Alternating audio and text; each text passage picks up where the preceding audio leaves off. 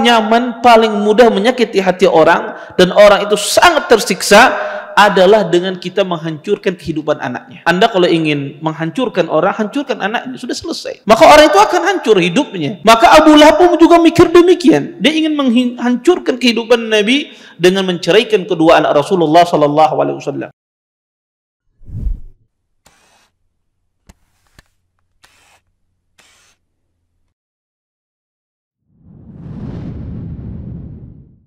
Assalamualaikum warahmatullahi wabarakatuh.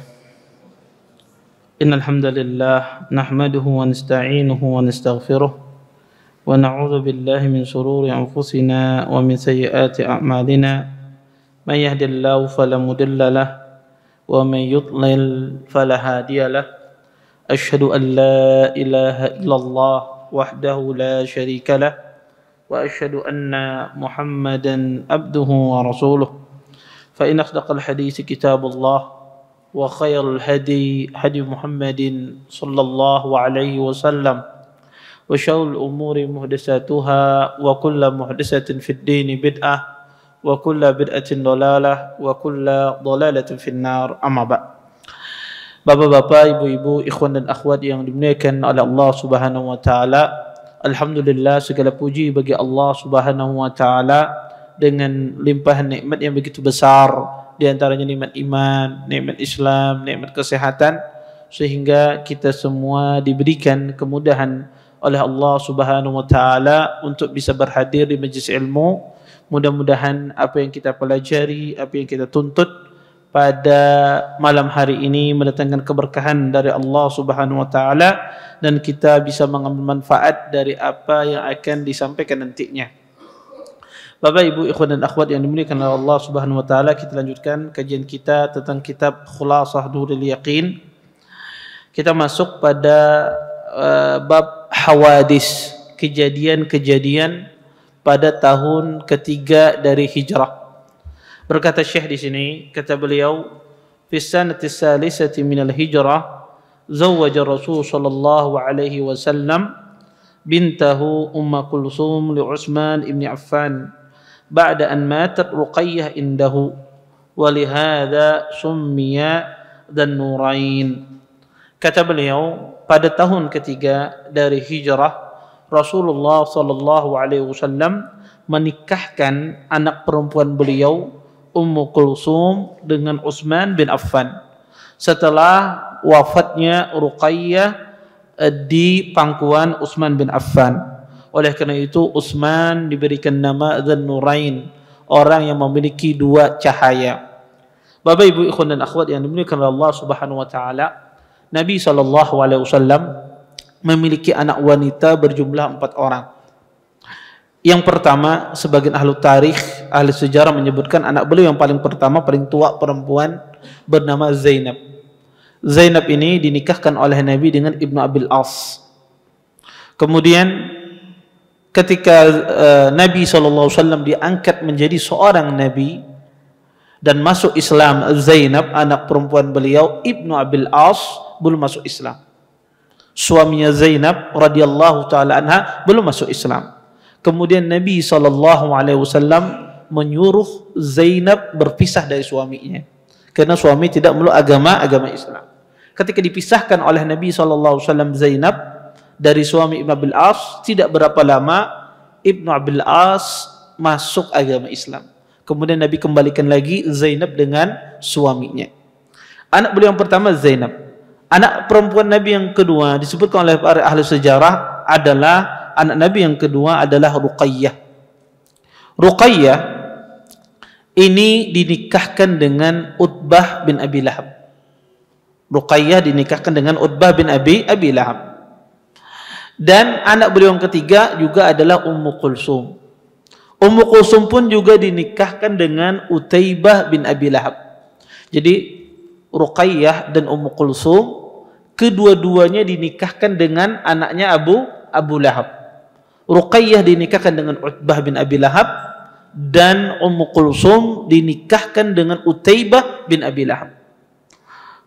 Abu Lahab ketika mendengar Nabi SAW menyiarkan ajaran agama Islam, mendakwahkan agama Islam, maka begitu besar kebencian Abu Lahab kepada Nabi SAW, sampai-sampai Abu Lahab pun berpesan kepada anaknya. Apa kata Abu Lahab? Ra'si min ra'sikuma haramun in lam tufariqa ibnati Muhammad.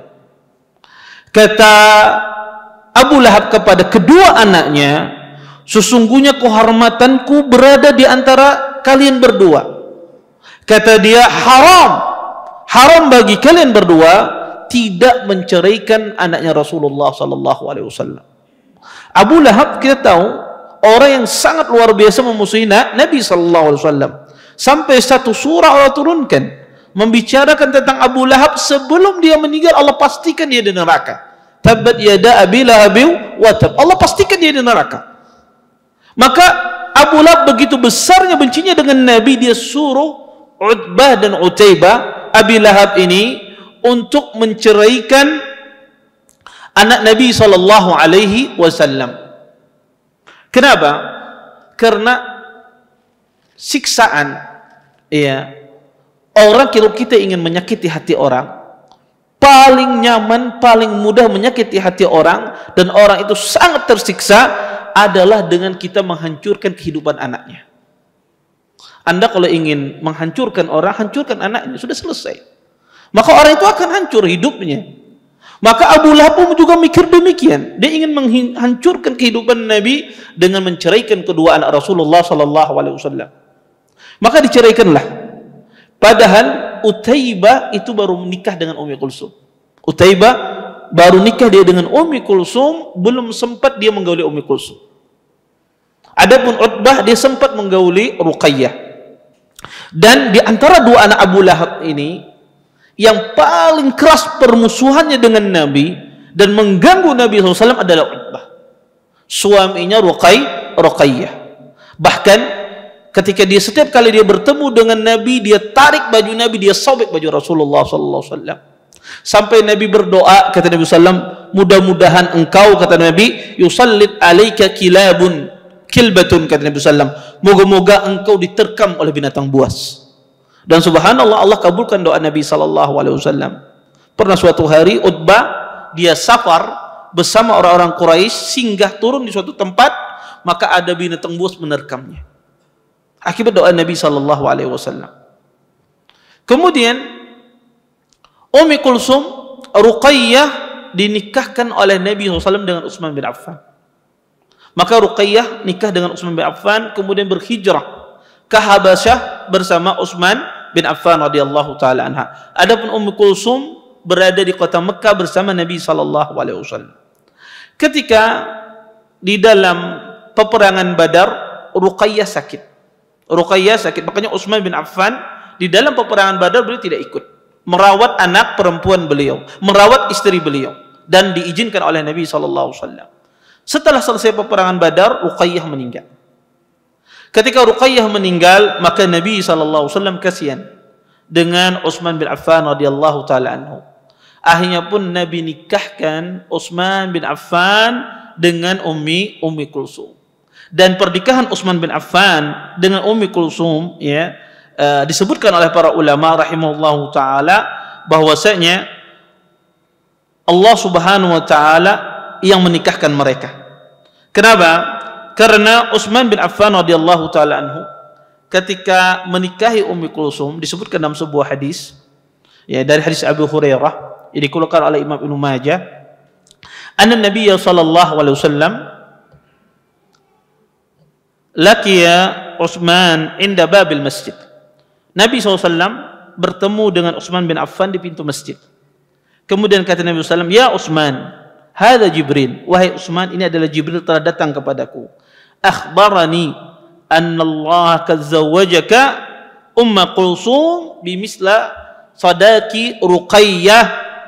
Kata Nabi SAW, wahai Utsman, sesungguhnya telah datang kepadaku Jibril alaihissalam, dan Allah Subhanahu wa taala telah menikahkan kamu dengan Ummi Kulsum dengan mahar setara dengan maharnya Ruqayyah. Kata Nabi SAW bahwasanya engkau, wahai Utsman, bayar maharnya seperti bayar maharnya Ruqayyah, karena Allah yang memerintahkan, kata Nabi SAW. Makanya kata para ulama, Utsman ini dinikahkan oleh Allah Subhanahu wa taala. Ya, Allah yang memerintahkan untuk yang menikahkan Utsman dengan Ummi Kulsum. Berdasarkan ini kata para ulama rahimahullah taala ada faedah yang menarik bahwasanya orang kalau menikah dia tidak menyebutkan mahar di dalam pernikahannya, maka mahar itu harus wajib.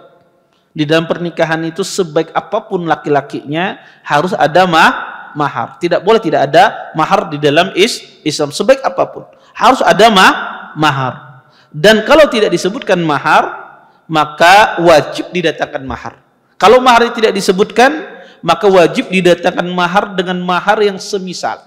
Kalau dia punya saudari wanita itu sudah menikah, berapa mahar saudarinya dikasihkan kepada wanita itu. Jadi kalau ada orang menikah, kadang-kadang sebagian orang tua melihat laki-lakinya yang soleh, masya Allah, sudah kada perlu mahar raja, cukup ya ikam ini sudah soleh, kada perlu lulusan Mahadun Nurain sudah cukup, tidak perlu pakai mahar, orang bertakwa semua sudah, ya hafal Quran sudah cukup. Maka kata para ulama rahimahullah taala tidak boleh, harus ada mahar di dalam pernikahan. Kalau tidak disebutkan, bagaimana cara maharnya? Maharnya dilihat dari saudari wanita tersebut ketika menikah berapa maharnya. Kalau tidak ada, dilihat wanita di daerahnya, di desanya berapa maharnya, harus didatangkan dengan mahar yang setara. Kemudian Bapak Ibu ikhwan dan akhwat yang dimuliakan oleh Allah Subhanahu wa taala, Ummu Kulsum ya dinikahkan oleh Nabi SAW dengan Utsman bin Affan. Ketika dinikahkan dengan Utsman bin Affan, maka para ulama menggelar Utsman dengan Dzan Nurain, bahwasanya menikahi dua anaknya Rasulullah SAW. Dan Ummi Kulsum pun meninggal sebelum Nabi SAW wafat. Makanya ketika meninggalnya Ummi Kulsum, Nabi melihat Utsman sangat sedih. Meninggalnya Ummi Kulsum radhiyallahu taala anha. Sampai-sampai Nabi mengatakan, "Law indana salisa ya Utsman la zawwajnak." Kata Nabi, wahai Utsman, kalau saya punya anak lagi yang ketiga perempuan, niscaya akan aku nikahkan dengan engkau, kata Nabi sallallahu alaihi wasallam. Kata Utsman sahabat yang sangat mulia, sampai-sampai para malaikat pun malu dengan Utsman bin Affan radhiyallahu taala anhu. Kemudian ada pertanyaan di sini, Ustaz, kenapa Nabi SAW menikahkan dua putrinya dengan anaknya Abu Lahab? Padahal anaknya Abu Lahab ini adalah anaknya kafir, musuh Nabi SAW. Dan Nabi ketika menikahkan Ummi Kulsum dengan Utaibah, bahwasanya Nabi sudah menerima wahyu. Tapi kenapa Nabi SAW nikahkan kedua putri beliau dengan Abu Lahab? Mungkin ada orang bertanya demikian. Maka jawabannya, di awal Islam, pernikahan antara laki-laki musyrik dengan wanita beriman itu boleh. Belum turun ayat pengharaman tentang pernikahan wanita mukminah dengan laki-laki yang musyrik. Belum ada ayat di dalam surah Al-Baqarah, belum diturunkan. Makanya Nabi SAW menikahkan, dan itu di awal-awal dakwah Rasulullah SAW. Ketika turun ayat tidak boleh lagi menikahkan wanita beriman dengan laki-laki musyrik, maka Nabi SAW tidak menikahkan lagi. Nabi SAW menyuruh anak beliau Zainab untuk berpisah. Ya, maka Zainab berpisah dengan suaminya Ibnu Abil As. Adapun Ruqayyah sebelum turun ayat tersebut dia sudah ditalak oleh suaminya. Oleh karena itu sebetulnya Nabi menikahkan awalnya adalah sebelum turun ayat tersebut.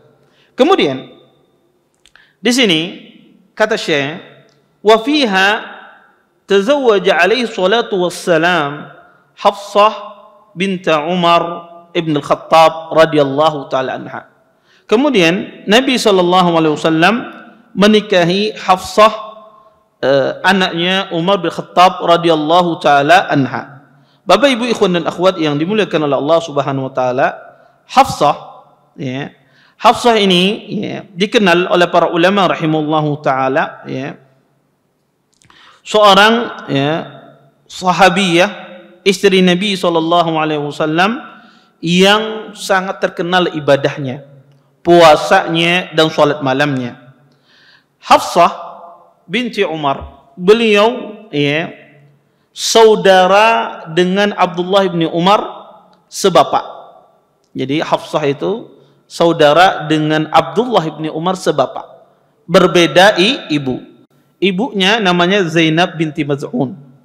Ibunya Hafsah binti Umar namanya adalah Zainab binti Maz'un. Zainab binti Maz'un ini adalah ibunya Hafsah, ibunda Nabi, ibunda kaum muslimin. Bapak Ibu ikhwan dan akhwat yang dimuliakan oleh Allah Subhanahu wa taala, adapun peristiwa nikahnya Hafsah ini disebutkan oleh Imam Bukhari di dalam kitab sahihnya. Hadis yang panjang disebutkan, kata Abdullah bin Umar, "Hinama ta'ayyamat mata zawjuha Hafsah binti Umar min Khunais ibn Khuzafah as-Sahmi." Ketika Hafsah menjadi janda, yaitu ketika meninggal suaminya yang bernama Huzaifah, Khunais ibn Khuzafah as-Sahmi, ketika meninggal, dan dia adalah salah satu sahabat Nabi SAW yang menyaksikan peperangan Badar, meninggal di Madinah. Maka Umar bin Khattab radhiyallahu taala anhu bertemu dengan Utsman. Maka Umar pun menawarkan, fa'aradat alaihi Hafsah. Maka Umar pun menawarkan kepada Utsman. Kemudian kata Utsman kepada Umar bin Khattab radhiyallahu taala anhu, kata beliau, sa'andur fi amri. Saya pikir-pikir dulu, kata Utsman. Saya pikir-pikir dulu. Karena Utsman juga baru meninggal istrinya, yaitu Ruqayyah. Maka kata Utsman, saya pikir-pikir dulu. Kemudian falabisu layali, kata Umar bin Khattab, saya tinggal beberapa malam menunggu kabar ini. Karena dik-dik Umar bin Khattab ini diterima apa tidak, tawaran untuk putrinya. Kemudian apa kata Utsman? Qad badali alla atazawwaju yaumi hadza. Kata Utsman, wahai Umar, saya tidak ingin menikahi anakmu. Kemudian Umar pun bertemu dengan Abu Bakar As-Siddiq radhiyallahu taala anhu. Kata Umar kepada Abu Bakar, in syi'ta ankahtuka Hafsah binti Umar. Wahai Abu Bakar, jika engkau ingin, saya ingin menikahkan engkau dengan putriku Hafsah binti Umar. Abu Bakar As-Siddiq radhiyallahu taala anhu ketika ditawari Umar, anak putrinya, Abu Bakar diam, tidak menjawab. Maka kata Umar, saya mendapati di hati saya sesuatu. Kenapa Abu Bakar ini tidak menjawab? Maka Umar agak dongkol, agak marah dengan Abu Bakar As-Siddiq.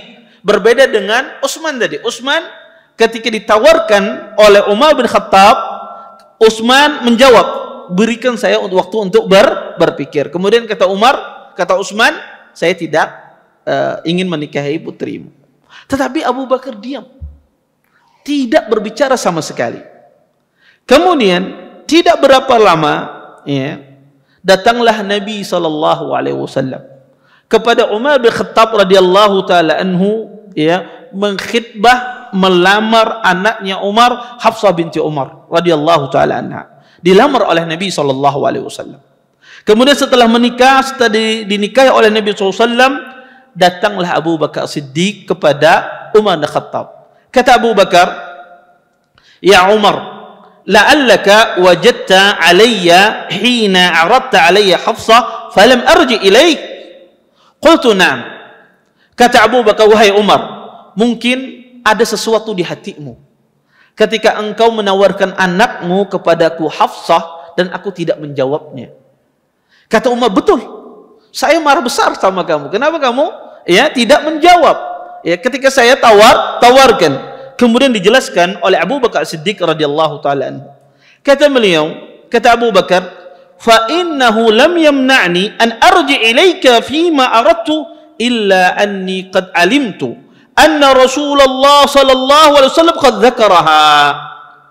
Kata Abu Bakar Siddiq, wahai Umar, saya tidak menjawabmu dan tidak datang lagi kepadamu seperti yang dilakukan Utsman, karena saya tahu Nabi sallallahu alaihi wasallam pernah suatu hari menyebut tentang Hafsah, dan saya tahu Nabi sallallahu alaihi wasallam ingin menikahi Hafsah.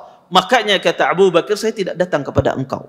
Dan di dalam hati kecil saya, kata Abu Bakar Siddiq, kalau seandainya Nabi tidak menikahi Hafsah, saya akan menikahinya.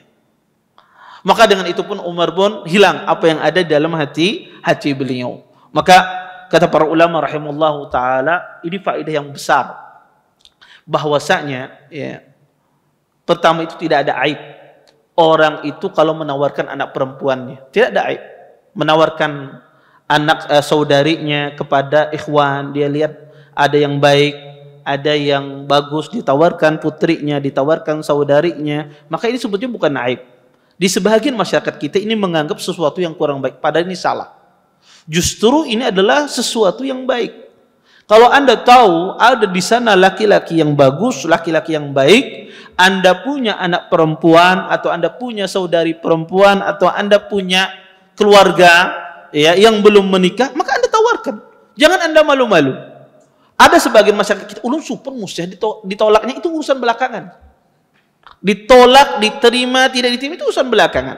Yang penting seseorang itu berikhtiar, berusaha, dan itu bukan aib. Orang menolak, terima, tolak itu bukan aib.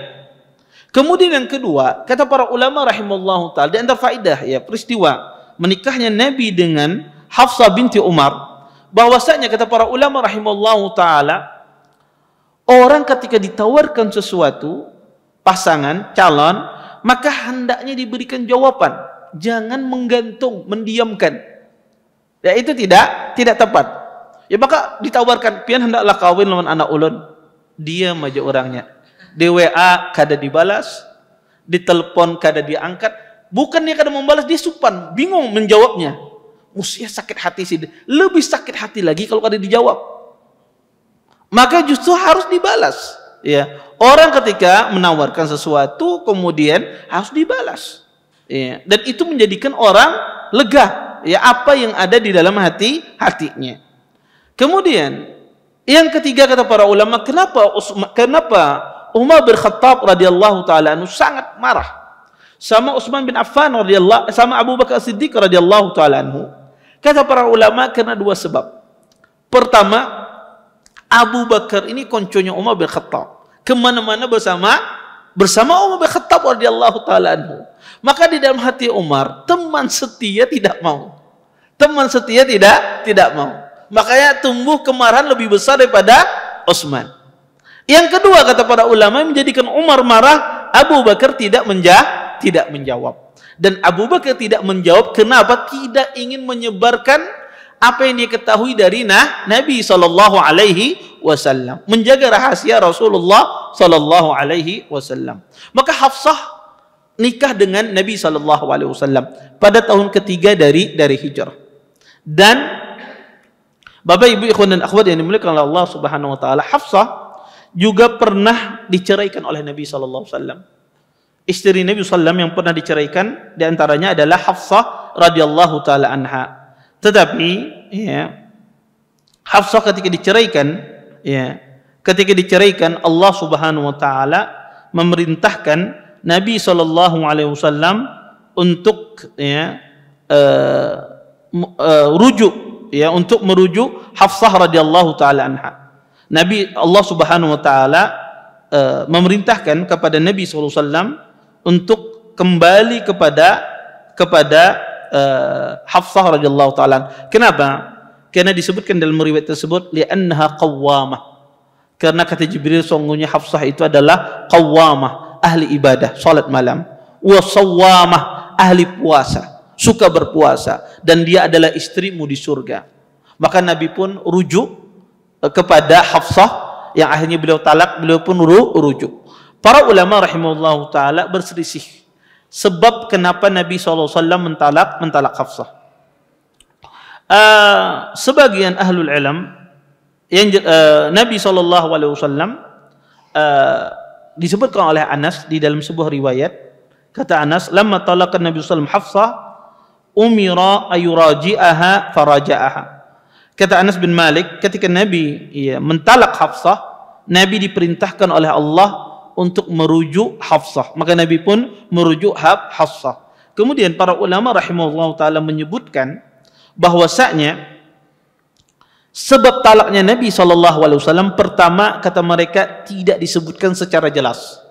Baik di dalam hadis yang saya bacakan tadi barusan, tidak disebutkan jelas kenapa Nabi mentalak Hafsah, apa sebabnya, tidak ada, tidak disebutkan. Yang kedua, kata para ulama, ada isyarat di dalam ayat Al-Quran, kenapa Nabi SAW mentalak Hafsah. Disebutkan di dalam surah At-Tahrim ayat ketiga, di dalam surah At-Tahrim disebutkan, wa idza asarra an-nabi ila ba'di azwaji hadisa. Ketika Nabi SAW menceritakan sebuah rahasia kepada sebagian istrinya, kata para ulama, sebab Nabi mentalak Hafsah disebutkan oleh Imam Ibnu Zawji dan yang lainnya. Nabi mentalak Hafsah salah satu sebabnya adalah Nabi menyebutkan sebuah rahasia. Kemudian Hafsah radhiyallahu taala anha menceritakan rahasia itu kepada istri Nabi yang lain. Kemudian Nabi marah, kemudian Nabi menceraikannya. Tetapi ini kata para ulama istinbat saja. Tidak ada hadis yang sharih dalam menjelaskan ini. Tapi istinbat sebagian ahlul ilm. Yang benar kata para ulama, tidak diketahui sebab kenapa Nabi SAW menceraikan Hafsah. Dan ini faedah yang besar. Faedah yang besar. Kenapa? Pertama, hendaknya seseorang menutupi permasalahan di dalam rumah tangganya. Ya, dan ini contoh dari Nabi SAW. Beliau tidak membuka kenapa beliau menceraikan Hafsah. Kini ada perkara di dalam rumah tangga. Tidak perlu diumbar kepada yang lain.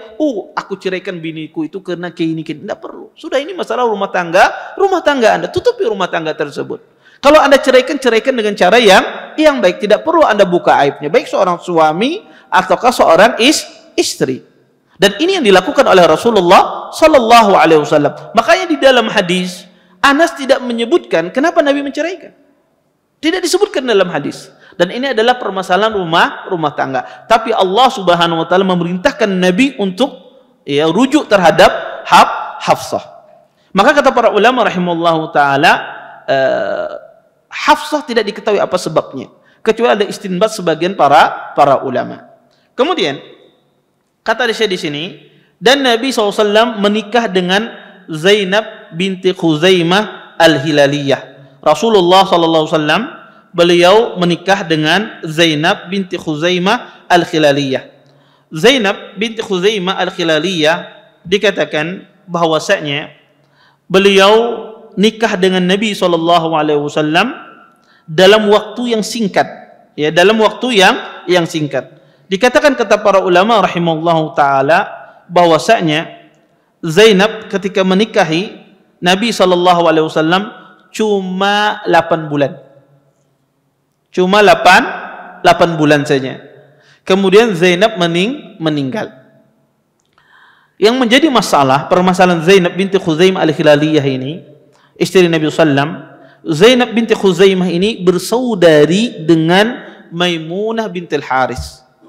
Maimunah bintil Haris ini, dia adalah saudari seibu dengan Zainab binti Khuzaimah.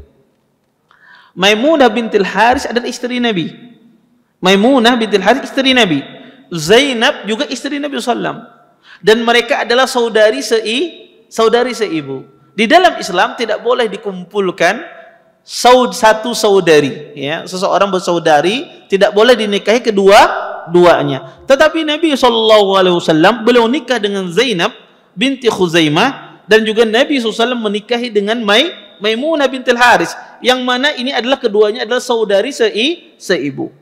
Para ulama mengatakan nikah Nabi SAW dengan Zainab dengan Maimunah ini bukan pada waktu bersamaan.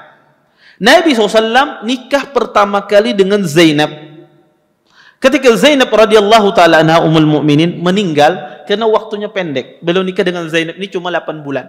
8 bulan meninggal Zainab. Kemudian Nabi SAW baru menikahi Maimunah bintil Haris. Jadi Nabi tidak menikahi di dalam satu waktu. Tapi setelah meninggal baru dinikahi oleh Nabi SAW. Karena ini kadang-kadang syubhat yang sering dilontarkan oleh sebagian orang yang ingin mengisukan bahwasanya Nabi SAW menikahi satu saudari. Tidak. Nabi SAW menikahi Zainab ini akibat setelah saudarinya meninggal. Yaitu Zainab meninggal baru dinikahi Maimunah bintil Haris. Kemudian kata Syekh di sini, wa fihi wulida, kata beliau, wa fihi wulida Al-Hasan ibn Ali. Sesungguhnya pada tahun ketiga pula telah lahir Hasan ibni Ali. Ya, pada tahun ketiga lahir Hasan ibni Ali. Hasan ibni Ali ini adalah cucu Nabi Sallallahu Alaihi Wasallam dan salah satu sahabat Nabi Sallallahu Alaihi Wasallam. Beliau cucu Nabi dan salah satu sahabat Nabi Sallallahu Alaihi Wasallam. Dikatakan kata para ulama, Hasan ibni Ali ini adalah beliau ya dilahirkan di tahun ketiga dari hijrah, dan dulu nama beliau adalah Harban. Hasan ibni Ali ini dulu dinamai oleh Ali, namanya Harban.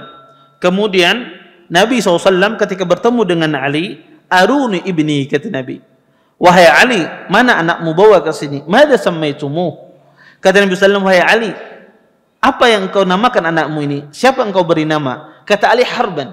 Harban itu adalah orang yang ahli perang.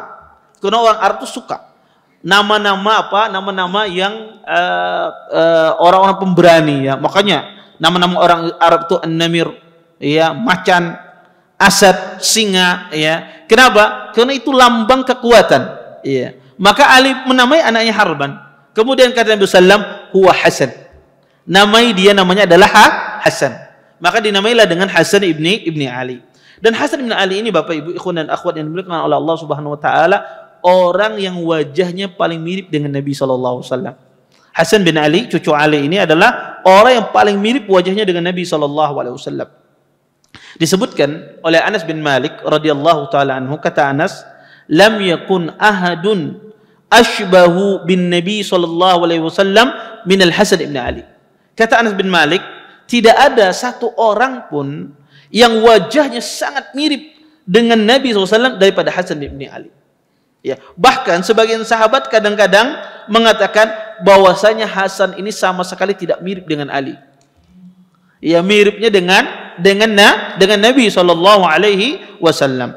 Kemudian Bapak Ibu ikhwan dan akhwat yang dimuliakan oleh Allah Subhanahu Wa Taala, Hasan bin Ali ini seorang sahabat yang sangat banyak keutamaannya.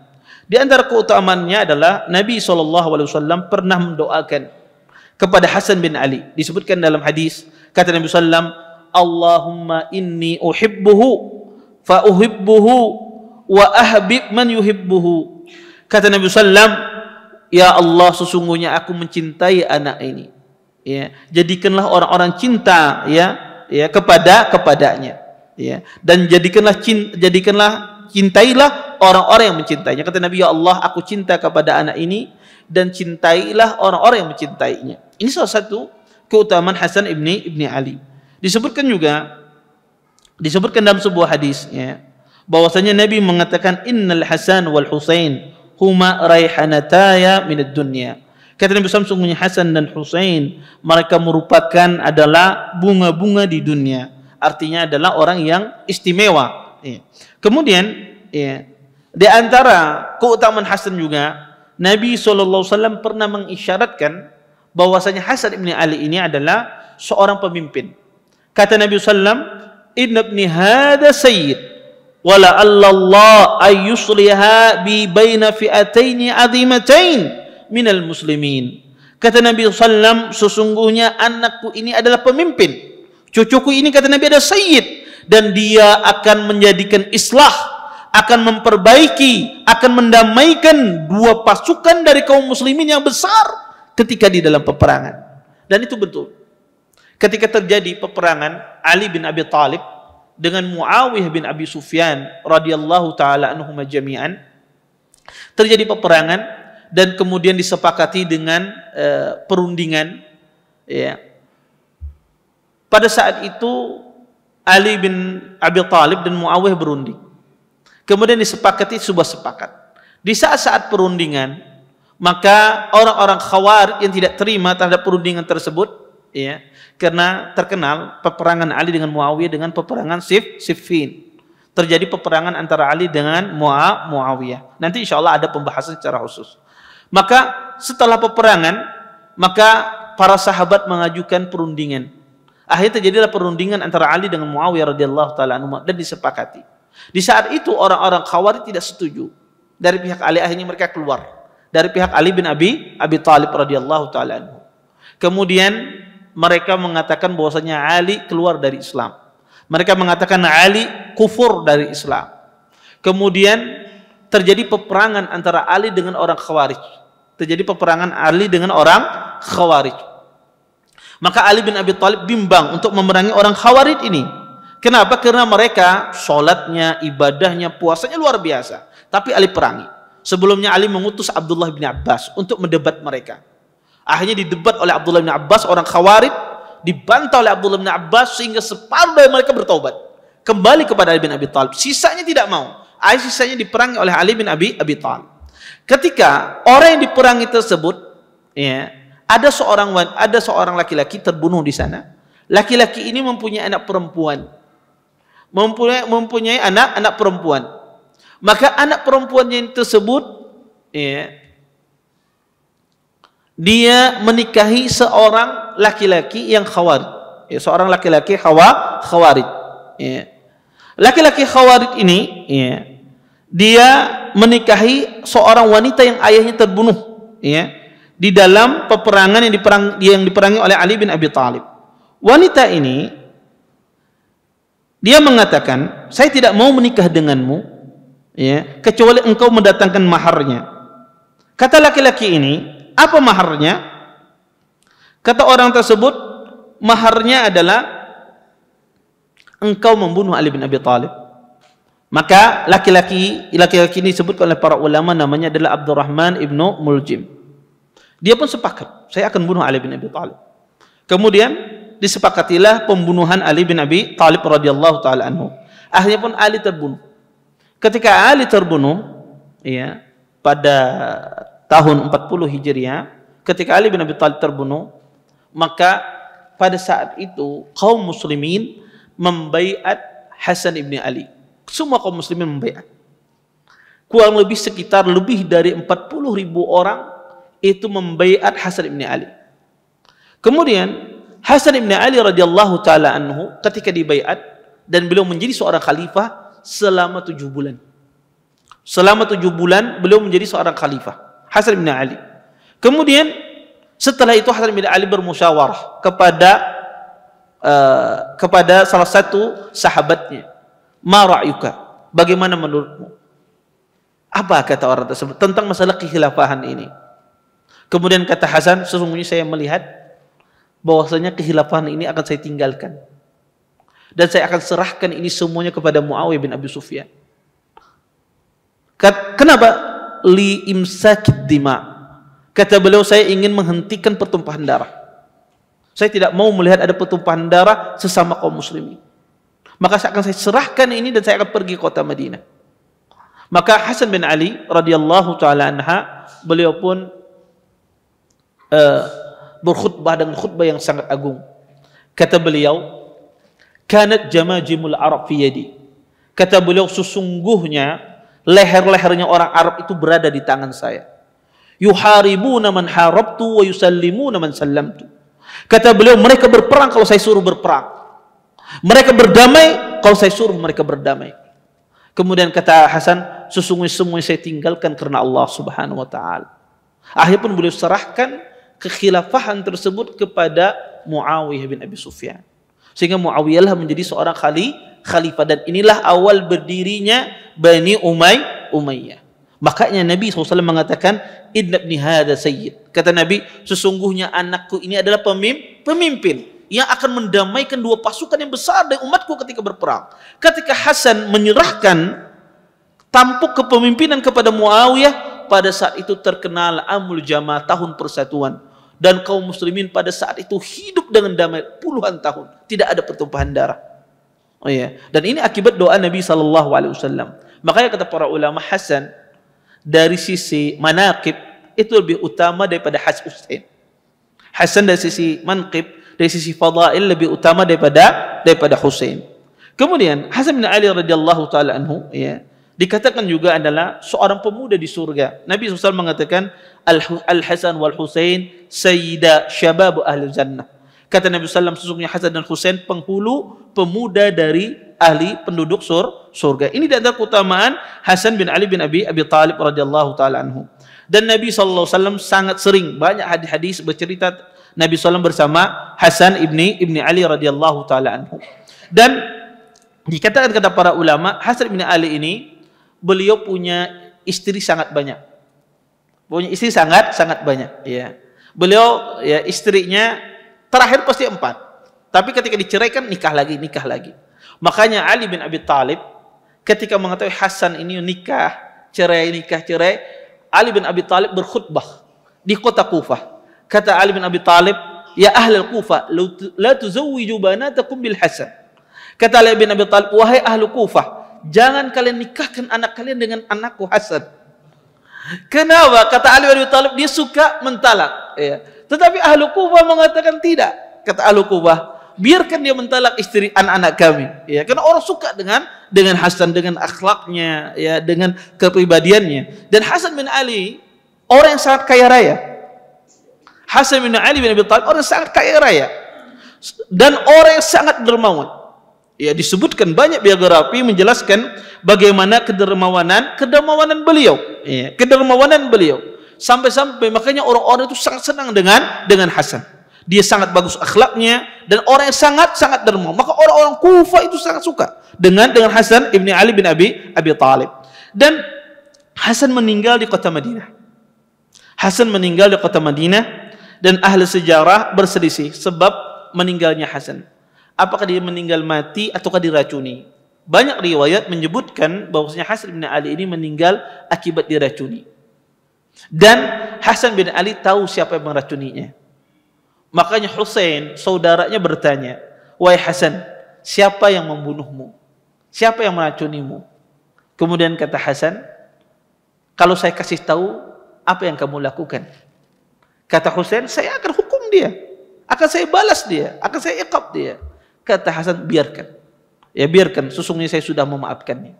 Kemudian Hasan pun meninggal. Kata para ulama, Hasan itu tahu siapa yang membunuhnya. Tetapi beliau tidak menyebutkan siapa yang membunuh beliau, yang meracuni beliau. Karena beliau diracuni, ya sampai mati, ya datang tabib, seorang dokter mengatakan bahwasanya engkau sudah sering makan racun.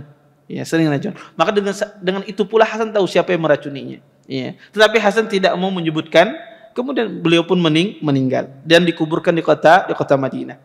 Bapak Ibu ikhwan dan akhwat yang dimuliakan Allah Subhanahu wa taala, ini salah satu Hasan bin Ali, lahir juga pada tahun ketiga, dan insyaallah nanti ketika peperangan Siffin nanti kita akan ceritakan lebih detail tentang Hasan ibni Ali. Kemudian kata Syekh di sini, wa fiha hurrimatul khamr tahriman qat'iyyan li darariha fil akli wal jismi wal mal. Kemudian pada tahun ketiga juga telah diharamkan khamar, ya, dengan pengharaman yang sangat jelas, ya. Kenapa diharamkan, ya, khamar pada tahun ketiga, ya, dengan pengharaman yang sangat jelas? Karena turun ayat yang menjelaskan tentang masalah ini. Asal muasalnya Allah Subhanahu wa taala menghalalkan khamar. Asal muasal khamar itu dihalalkan, ya, dihalalkan. Kemudian barulah turun ayat untuk pelarangan sholat dalam kondisi mabuk, tapi masih belum diharamkan. Turun ayat di dalam surah An-Nisa, Allah mengatakan, "Ya ayyuhalladzina amanu la taqrabus shalah wa antum sukara." Kata Allah Subhanahu wa taala, wahai orang-orang beriman, janganlah kalian mendekati sholat sedangkan kalian dalam kondisi mabuk. Ayat ini cuma sekedar anjuran, jangan sholat dalam kondisi mabuk, belum pengharaman. Kemudian turun ayat setelahnya, ya. Kata Allah, "Yas'alunaka 'anil khamr wal maisir, qul fihima ismun kabir." Kata Allah Subhanahu wa taala, engkau bertanya tentang khamar, katakan sesungguhnya pada khamar tersebut ada dosa besar, wa manafi'ul linnas, dan ada manfaat bagi manusia. Turunlah ayat setelah menjauhi khamar dalam kondisi salat, turunlah ayat tentang untuk orang meninggalkan khamar, tapi belum diharamkan. Disuruh oleh Allah, kata Allah tinggalkan khamar. Ya, kenapa? Ismun kabir, kata Allah. Dosanya besar, wa manafi'ul linnas. Tetapi ada manfaatnya bagi manusia. Maka sebagian besar sahabat meninggalkan. Sebagian lagi masih minum khamar. Kata mereka, kita tinggalkan dosanya, kita ambil manfaatnya, kata sebagian sahabat. Ya, kita ambil manfaat, sehingga sebagian sahabat masih minum khamar. Karena khamar ini sangat dicenderungi oleh bangsa Arab zaman dahulu. Kemudian Umar bin Khattab radhiyallahu taala anhu, seorang sahabat, beliau gelisah Kenapa belum diturunkan pengharaman khamar? Kemudian beliau berdoa kepada Allah Subhanahu wa taala. Kata Umar, Allahumma bayyin lana fil khamri bayanan syafi'a. Ya Allah, turunkanlah tentang masalah khamar ini keterangan yang sangat jelas. Kemudian tidak seberapa lama turunlah ayat tentang pengharaman khamar. Kemudian Allah katakan, ya ayyuhalladzina amanu innamal khamru wal maisir wal ansabu wal azlam rijsun min amali syaitan fajtanibuh la'allakum tuflihun. Kata Allah, wahai orang-orang beriman, sesungguhnya khamr, perjudian, ya, adalah najis, kata Allah, min amali syaitan, merupakan perbuatan syaitan.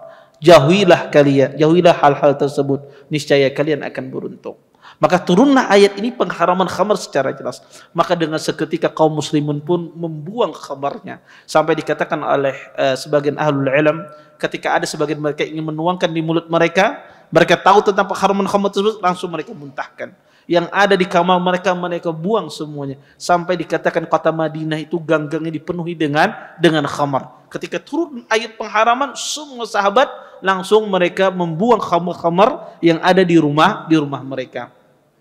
Kata para ulama rahimahullah taala, dan di sini Syekh menjelaskan, kata Syekh, wa kanat ghairu muharramatin fi awal al-Islam, summa hurrimat tadrijan li mahabbatil arabi laha wa su'ubati tarkiha.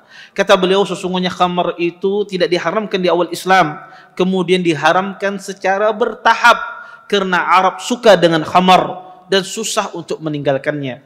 Kata para ulama rahimahullah taala, di antara hikmah di dalam syariat Allah, ya, bahwasanya Allah Subhanahu wa taala tidak mengharamkan khamar itu sekaligus, tapi dengan cara bertahap. Kenapa? Karena untuk menyiapkan hati manusia untuk menerima.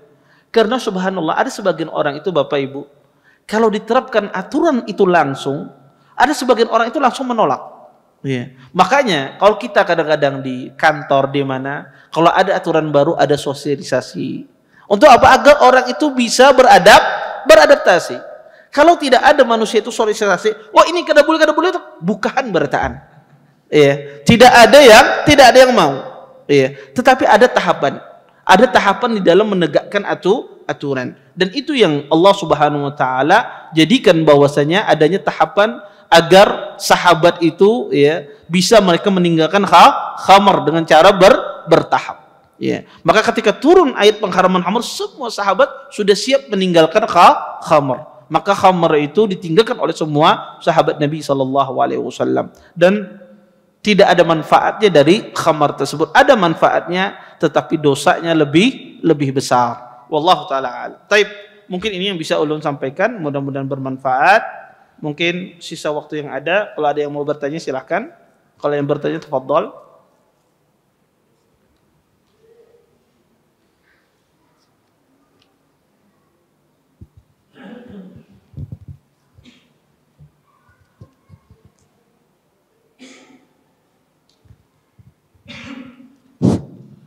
Ustadz, kami pernah membaca tapi sudah lama sekali, kami tidak ingat pernah terjadi ada seorang pemimpin, pengawalnya itu sangat saleh dan miskin, karena dia tawarkan anaknya tapi miskin, jadi dia yang memberikan uang 50 dinar terhadap itu tadi, pengawalnya yang saleh. Apa benar ini? Apa boleh demikian, Ustadz? Jadi laki-laki itu karena saleh dibantu sendiri sama calon mertuanya. Apa boleh demikian? Kemudian santer sekali itu di zaman jahiliyah kan, bila lahir anak perempuan kan dikubur hidup-hidup, santer sekali. Tapi di lain pihak kisahnya orang-orang jahiliyah itu punya istri yang banyak. Ini kan kalau dianalisa secara logika kan tidak mungkin terjadi. Atau apakah hanya sebagian saja yang membunuh anaknya, Ustaz? Sebagian kecil aja.